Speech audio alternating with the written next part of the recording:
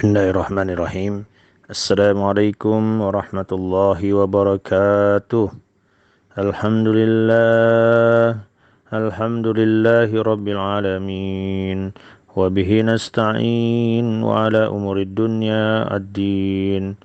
Allahumma salli ala Sayyidina Muhammad wa ala ali Sayyidina Muhammad. Alhamdulillah. Saudaraku, mari kita lanjutkan pelajaran kita tentang nama dan sifat Allah. Kali ini yang ke-63, Al-Qayyum, yang maha berdiri sendiri. Al-Quran menggunakan kata Qayyum sebanyak 3 kali. Semua menunjuk kepada Allah Subhanahu wa Ta'ala. Qayyum adalah bentuk superlatif dari akar kata qiyam. Maknanya adalah mengelola. Jika dikatakan kumtum bisyai'i, berarti aku mengelolanya. Allah Al-Qayyum adalah zat yang maha mengelola dan tidak pernah alpa. Al-Qayyum bersifat hiperbolis, memiliki makna memelihara, mengaktualisasikan, mengatur, mendidik, mengawasi, dan menguasai sesuatu. Pengelolaan terhadap semesta ini dilakukan Allah secara sendirian, tanpa bantuan ataupun pertolongan dari siapapun, baik pertolongan para malaikat, para penjaga arsy, dan seluruh penghuni langit dan bumi. Aku tidak menghendaki rezeki sedikit pun dari mereka, dan aku tidak menghendaki supaya mereka memberi aku makan. Sesungguhnya Allah, dialah yang maha pemberi rezeki, yang mempunyai kekuatan lagi sangat kokoh.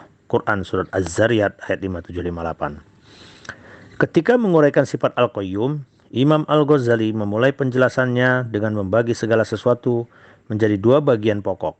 Pertama, sesuatu yang memerlukan tempat. Kedua, yang tidak memerlukan. Yang memerlukan tempat tidak bisa dinamai qaim binafsih, berdiri sendiri, sedangkan yang tidak memerlukan tempat bertingkat-tingkat. Ada yang tidak membutuhkan tempat tetapi masih membutuhkan hal lain untuk wujud dan kesinambungannya. Walau dapat dikatakan qaim binafsih, tetapi yang demikian belum mencapai kesempurnaan, karena dia membutuhkan sesuatu yang lain untuk wujudnya. Allah adalah qaim binafsihi secara penuh, karena dia sama sekali tidak membutuhkan apapun untuk kesinambungan wujudnya. Bahkan dia memberi wujud segala sesuatu, memenuhi kebutuhan mereka secara sempurna dan berkesinambungan. Jadi zat yang menyandang sifat-sifat ini hanyalah Allah Al-Qayyum. Al-Qayyum adalah zat yang menjaga dan mengokohkan substansi segala sesuatu, sebagaimana makna yang disyaratkan dalam Quran Surat Toha ayat 50 yang artinya, Tuhan kami adalah Tuhan yang telah memberikan kepada tiap-tiap sesuatu bentuk kejadiannya, kemudian memberinya petunjuk. Demikian Allah dengan sifat Al-Qayyum.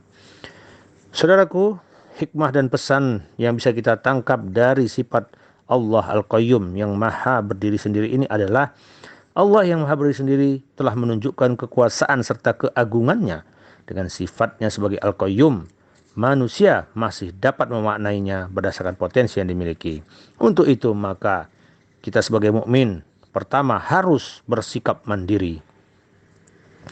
Islam menghendaki umat agar menjadi orang-orang yang mandiri, yaitu yang tumbuh dan berkembang melalui upaya dan jerih payah sendiri, bukan malah menjadi orang yang mengharap belas kasihan pihak lain, menggantungkan hidup terhadap belas kasihan orang lain. Kemandirian secara ekonomi misalnya menjadi sangat penting demi menjaga harkat dan martabat diri sendiri. Berkenaan dengan kemandirian ini, Rasulullah SAW pernah bersabda dalam sebuah hadis riwayat Bukhari nomor 1378 yang artinya, meletakkan seikat kayu bakar di atas punggung salah seorang di antara kamu lebih baik daripada meminta-minta pada orang lain yang kemudian bisa jadi ia memberi atau menolaknya. Rasulullah SAW bersabda dalam hadis riwayat Bukhari 1930, tak ada seorang yang memakan sesuatu yang lebih baik dari orang yang memakan makanan dari hasil usahanya sendiri. Sesungguhnya Nabi Daud selalu makan dari hasil usahanya sendiri.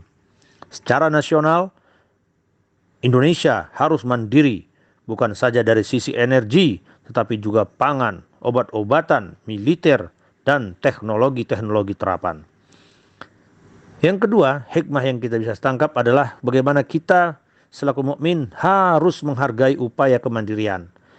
Orang yang berusaha keras untuk mampu hidup secara mandiri harus dihargai tanpa melihat tinggi rendahnya jenis pekerjaan yang dilakukan. Selama pekerjaan itu halal dan baik, siapapun wajib menghargainya. Saudaraku, sifat Al-Qayyum harus menjadi sumber landasan sikap dan mental kita di dalam kehidupan ini dengan cara berusaha untuk menjadi pribadi yang mandiri, baik mandiri secara finansial, sosial, ekonomi, dan teknologi. Lebih senang memanfaatkan waktu dengan berbagai kegiatan yang mendukung untuk kemajuan dan keberhasilan daripada santai berleha-leha tanpa tujuan. Menghargai jerih payah, kerja keras, serta kesungguhan orang lain dalam melakukan suatu kebaikan. Memang saudaraku, untuk mencapai suatu keberhasilan butuh kerja keras. Untuk mendapatkan hasil perlu usaha. Namun, don't be afraid to fail. Jangan pernah takut untuk gagal. Karena sebagaimana yang disampaikan oleh Thomas Alva Edison, bahwa dia tidak pernah gagal untuk menciptakan lampu listrik, tetapi dia menemukan 99 cara bagaimana menciptakan lampu yang salah. Dan dia menemukan satu cara untuk sukses membuat lampu. Terakhir menutup saudaraku pelajaran kita pagi ini, kita dengarkan dari kitab Kanzul Ummal. Sesungguhnya jika engkau menunda-nunda maka pekerjaanmu yang lain akan menumpuk bersama pekerjaan yang kau tunda itu. Dan engkau tidak tahu mana yang harus engkau kerjakan lebih dahulu. Akibatnya engkau menelantarkan semua pekerjaanmu itu. Jika engkau harus memilih salah satu dari dua hal, yang satu untuk dunia dan yang lain untuk akhirat, maka pilih dan dahulukanlah akhirat daripada urusan dunia.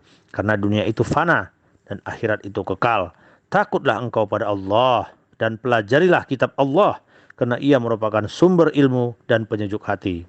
Demikian saudaraku, semoga sifat Al-Qayyum ini menjadi landasan hidup kita, menjadi pegangan dalam kehidupan ini, sehingga kita bisa menjadi manusia-manusia yang mandiri, meningkatkan ekonomi, meningkatkan kemandirian dalam segala hal, sehingga kita menjadi umat yang kuat, yang bisa membantu dan membawa manfaat kepada orang banyak. Demikian, wabillahi taufiq wal hidayah. Wassalamualaikum warahmatullahi wabarakatuh.